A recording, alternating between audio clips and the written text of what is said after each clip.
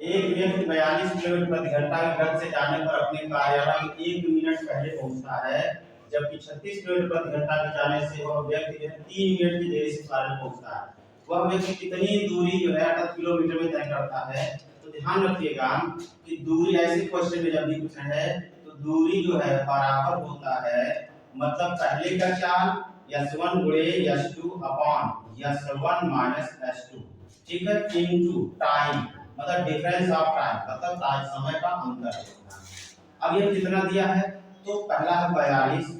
गुणे क्या है, दूसरा क्या है 4 36 है बटे 42 माइनस हो गया 36 गुणे समय कितना दिया, देखिए अंतर बोल रहा है, पहले 1 मिनट पहले है और बाद में क्या है 3 मिनट देरी से, तो दोनों का अंतर, मतलब दोनों को क्या कर देंगे जोड़ देंगे, 4 मिनट हो जाएगा, क्या हो जाएगा 4 मिनट है, मिनट को घंटे बदलेंगे 60 से डिवाइड करेंगे। अब क्या कर देंगे, यहाँ पे हो जाएगा इनको करेंगे तो आपका हो जाएगा 42 गुणे 36 बटे हो जाएगा 6 गुणे 4 बटे 60 हो गया। अब देखिए क्या करेंगे, 6 36 हो गया, 6 दाना में 60 हो गया, 2 दूना 4 हो गया, 2 बचे 10 हो गया, 42 गुना हो गया 84 बटे क्या हो गया 5, ये हो जाएगा 16.8 किलोमीटर। 343 cm क्यूब घनफल के दो घनों को उनके किनारों पर जोड़ा गया है, घनों को जोड़ने पर कुल तल का क्षेत्रफल क्या होगा। देखिए क्या कह रहा है कि दो घन है, मान लीजिए दो क्या है घन है, इनको जोड़ा गया है, ठीक है, इनको जोड़ा गया है, तो देखिए इनकी लंबाई चौड़ाई और ऊंचाई तीन है, लेकिन जो है क्या है कि जब जोड़ दिया गया है इसका पहले लोग वैल्यू दिया है तो वैल्यू भी निकालेंगे, ठीक है, तो वैल्यू मतलब आयतन, वैल्यू हम क्या लगा देंगे क्यूब, क्यूब हो जाएगा आपका a क्यूब होता है, और ये दिया है 343 इक्वल टू क्या हो जाएगा a क्यूब, जब यहां से हटाएंगे तो a की वैल्यू हो जाएगी 343, तो यहां आ जाएगा आपको कितना 7, a की वैल्यू तो आपकी 7 हो गई। अब ये 7 हो गई, तो यहाँ भी 7, दोनों को ऐड कर दो, लेंथ इसकी क्या है बढ़ जाएगी, लेकिन जो उसकी चौड़ाई और ऊंचाई वो नहीं बदलेगी, दैट मींस क्या है घना हो गया, ठीक, तो n की वैल्यू हो गई 14 और b की वैल्यू हो गई 7 और s की वैल्यू हो गई 7। अब क्या करेंगे TSA ऑफ QI निकालेंगे, मतलब घनाभ, घनाभ का जो क्षेत्रफल निकालेंगे टोटल सरफेस, तो 2 हो जाएगा LB plus BH plus HA हो जाएगा, और यहाँ हो जाएगा 2, n की वैल्यू है 14 गुणे 7 प्लस 7 गुणे 7 प्लस 7 गुणे 14, ऐसे हो गया, ये हो गया 2, ये हो गया 98 प्लस हो गया 49 प्लस हो गया 98, इनको ऐड कर देंगे 2 into 2 2 5 2 4 5 45, 445, ये हो जाएगा 490, ये हो जाएगा आपका जो है सेंटीमीटर स्क्वायर इतना। देखिए हम इस धारा के विरुद्ध दिशा में 40 किलोमीटर तैरने के लिए 5 घंटे लगते हैं, जबकि उसे धारा की दिशा में 24 किलोमीटर तैरने के लिए केवल 2 घंटे लगते हैं, उसकी स्थिर जल में तैरने की गति आती है।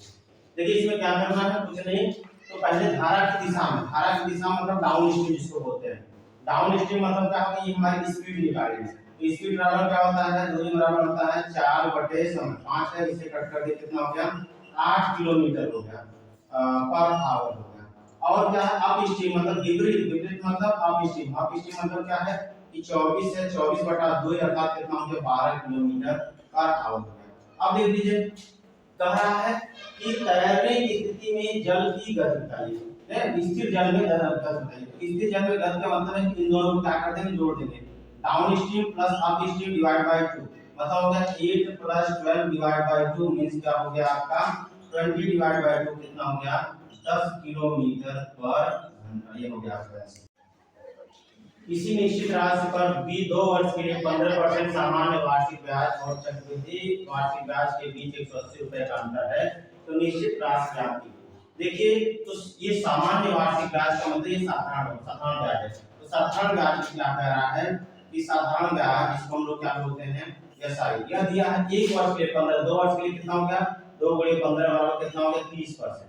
30% हो गया। अब देखिए चक्रवृद्धि ब्याज जिसको हम लोग क्या बोलते हैं सीआई बोलते हैं, तो सीआई के लिए क्या होगा एसआई साधारण ब्याज प्लस आपका हो जाता है कि जो रेट होता है दर दर दर कितना है रेट का स्क्वायर और इसमें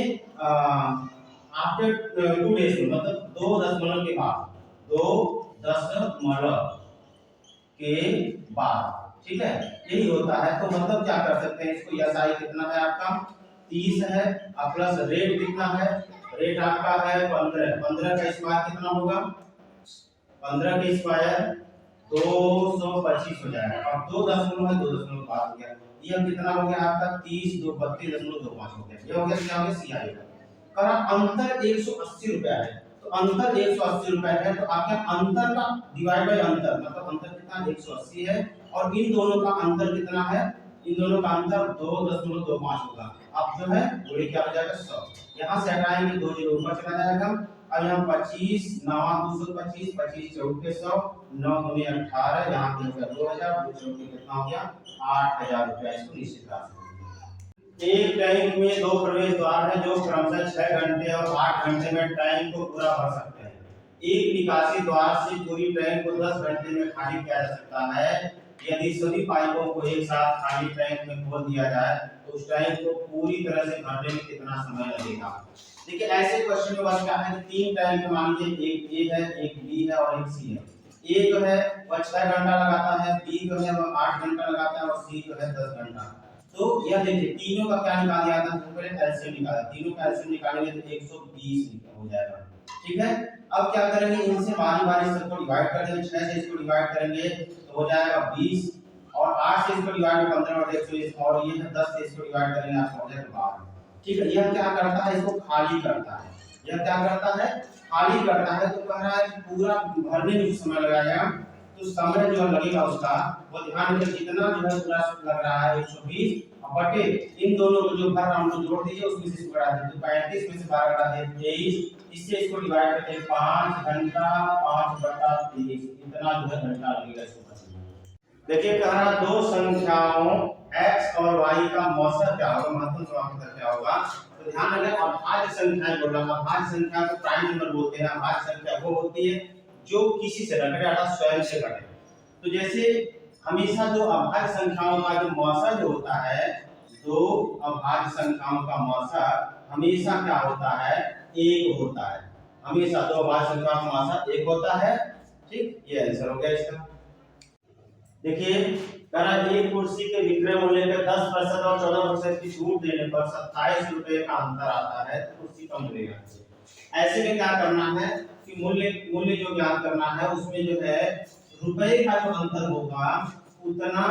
बटे जो लाभ का जो छूट का अंतर होगा उतना। ठीक है, 14 में से 10 घटा देंगे, अब इसका प्रतिशत ज्ञात करना है, मतलब 100 निकाल दिए, इससे इसको कर दीजिए 25 हो गया। अब 27 गुणे हो गया 25, 25 सत्ते 175 और 25 दूना 50 10 60 67 675 रुपए जो है इतना रुपए होगा। एक विक्रेता एक दर्जन पेंसिल 25 रुपए में बेचता है और 5 पेंसिलों को 12 रुपए की दर से बेचता है, तो लाभ और हानि का प्रतिशत क्या कीजिए। तो ऐसे क्वेश्चन में ध्यान रखिएगा जिसमें वस्तु का दाम दिया हो, रेट दिया हो, दर दिया हो, तो ऐसे में क्या करना है कि पहले वस्तु का पहला वस्तु अब गुणे दूसरे वस्तु का दाम माइनस दूसरी वस्तु अब गुणे पहली वस्तु का दाम बटे जितना यह जो है घटाया जाता है उसी को लिख देते हैं, और गुणे क्या हो गया 100% निकालेंगे। 144 माइनस हो जाएगा 125 बटे हो जाएगा 125 गुणे कितना हो गया 100। यहाँ तो हो जाएगा इसमें से इनको माइनस कर देंगे 19 बटे क्या हो गया 125 गुणे हो गया 100। 25 बटे 125 25 चौक के 100 19 चौक 76 बटे 5 बराबर हो जाएगा 15.2% क्या हो जाएगा लाभ है।